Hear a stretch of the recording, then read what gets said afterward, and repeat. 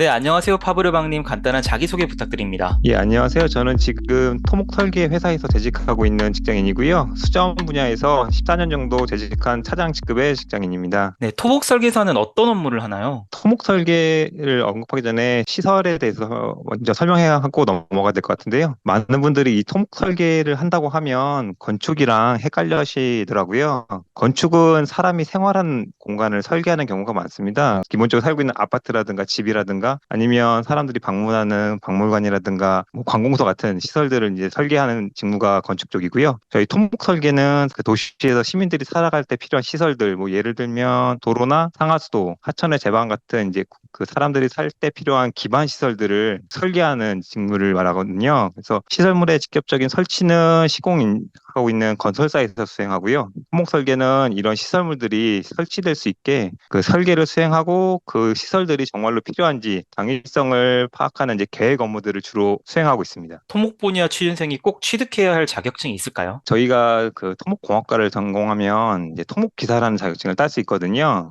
그 3학년을 진학하고 4학년이 되면 토목기사를 취득할 수 있는 이제 자격 요건이 충족됩니다. 그 토목기사는 반드시 취득해야 되는 기사라고 저는 생각하고 있고요. 이 토목기사가 없을 경우에 기술자 등급을 올리는데 기사가 없는 분은 있는 분보다 4년 정도 경력이 더 필요하게 됩니다. 설계회사에 취직하게 되면 건설기술인협회라는 곳에 등재하게 되는데 초급 기술자의 경우 이 점수가 필요한 게 35점이에요. 근데 이제 학사를 졸업해서 회사에 취직하게 되면 기본적으로 20점을 획득하게 되고요. 그 경우 이제 35점에서 15점이 부족하게 되는데 이 점수를 채우기 위해서 필요한 게 실무 경력이거든요. 근데 이 실무 경력이 4년 정도 필요하게 됩니다. 이 이제 회사들이 설계 업무를 입찰하기 위해서는 기술자들을 이제 보유하고 있어야 되는데 이때 초급 기술자나 이런 기술자 등록이 돼 있는 사람들이 필요해요. 그렇기 때문에 기사가 없는 경우에는 바로 초급 기술자로 등재가 할 수 없기 때문에 그 당장 기술자들이 필요한 회사 같은 경우에는 기사가 없는 기술자들을 채용할 당위성이 좀 떨어지게 되는 거죠. 그래서 토목과를 졸업하게 된다면 토목기사는 반드시 취득해야 되지 않을까 싶습니다. 토목 분야에는 또 여러 가지 자격증이 있다고 제가 들었는데요. 범용적인 자격증 중에 토목 분야 취준생에게 필요하지 않은 자격증도 있을까요? 저도 학창 시절에 그랬지만 기사를 두 개, 셋이 따시는 분들이 꽤 있었어요. 뭐 예를 들어서 쌍 기사라 그래서 이제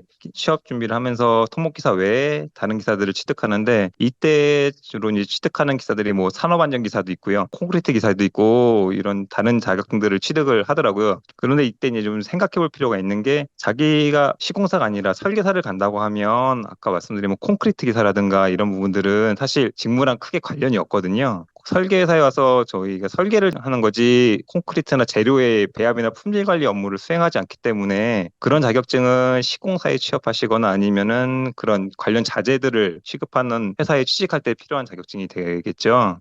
그래서 설계사에 취업한다고 하면 자신이 가고 싶은 분야가 어느 정도 이제 결정을 해서 조금 더 도움이 될 만한 자격증을 취득하는 게 좋습니다. 이게 분야에 따라서 취득할 수 있는 자격증들이 있거든요. 예를 들면 환경 분야에 관심이 있다면은 수질 기사라든가 아니면 자연 생태 보건 기사라든가 이런 부분들이 대안이 될 수 있을 거고 방제에 관심이 있다면 방제 기사가 아마 대안이 될 수 있을 것 같아요. 그리고 이제 종종 저희가 뭐 토목 관련 커뮤니티에서 보면 캐드 관련 자격증을 취득한다거나 이런 부분들이 있는데요. 설계에서 실무를 이제 적용해서 시행하다 보면 생각외로 또 캐드를 많이 사용하지는 않습니다.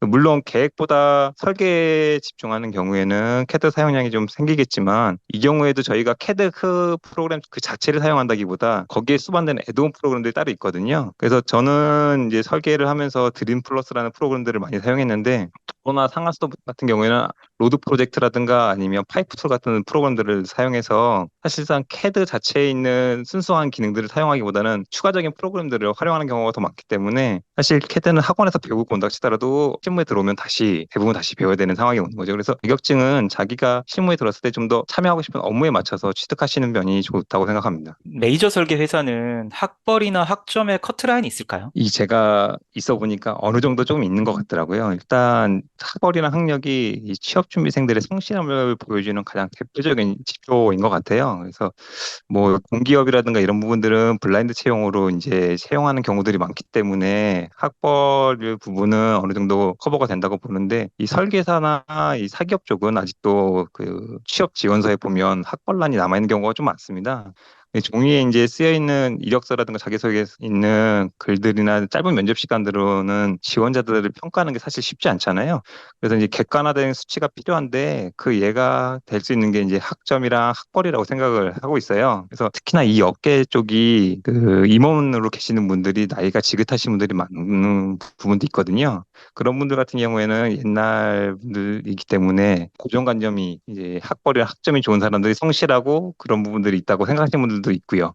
거기다가 이제 저희 업계 쪽이 그 학벌을 무시되지 않는 경우가 많기 때문에 어느 정도 학벌이랑 학력은 어느 정도 그 커트라인이 있다라고 보시는 편이 맞을 것 같습니다. 네, 대학원 진학을 고민하는 취준생들도 있는데 석사 타이틀이 꼭 필요할까요? 여기에 지금 보면 앞서는 이제 설명드렸는데요. 설계 회사에서는 크게 계획 부분이랑 설계 분야를 이제 수행을 하거든요. 그래서 이게 기본적으로 저희가 토목공학을 전공해서 온 일을 업무들을 진행하고 있기 때문에 공학적 분석을 이제 기반으로 업무를 수행하는 경우가 많습니다. 특히 이 계획 분야가 해당 시설물을 설치할 때 필요성과 효과를 분석하는 일들이 업무에 많이 포함되어 있는데요. 이때 공학적 지식들이 좀 많이 필요해요. 그런 지식들을 기반으로 업무를 수행하고 있기 때문에 분석 업무가 주된 부서들은 석사 이제 출신들을 분들을 선호하죠. 대표적으로 저희 토목업계에서는 뭐 지반부라든가 구조 분야들은 이런 부분인데요. 지반부는 그 기초 지반, 기초 쪽 그 구조물에 들어가는 기초 지반을 거동을 분석을 해야 되고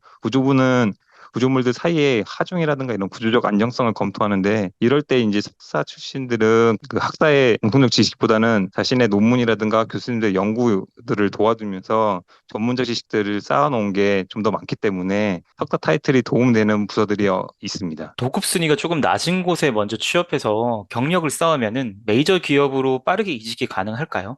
요거는 제가 이제 경험담인데 제가 있는 회사들이 지금 세 번째 회사예요. 일단 첫 번째 회사는 한 100명 정도 되는 중소기업이었고 그 뒤로는 옮긴 회사가 한 500명 정도 되는 회사였고요. 지금 다니는 회사는 한 1,400명 정도 되는 도급순위 10손가락 안에 들어가는 회사에 지금 재직 중입니다. 요거는 약간 제가 뭐 운이 좋아서 그 이직한 경우일 수도 있고요. 근데 요새 최근 몇 년 사이에 토목업계가 인력난이 좀 심해진 경우가 있어요. 그래서 끈기 있게 업계에서 좀 재직하고 계신 분들은 그 도급순위가 낮은 곳에서 메이저 기업들로 이직할 수 있다고 생각합니다. 취업 준비할 때 자격증 외에 스펙이 될 수 있는 대외 활동이 있을까요? 한 요새 보면 사기업이나 아니면 공공기관에서 인턴 과정들을 모집들을 많이 하시더라고요. 저희 때는 이런 경험이 많지 않았는데 요새는 이런 경험들이 있기 때문에 참여해 보는 것도 나쁘지 않다고 생각합니다.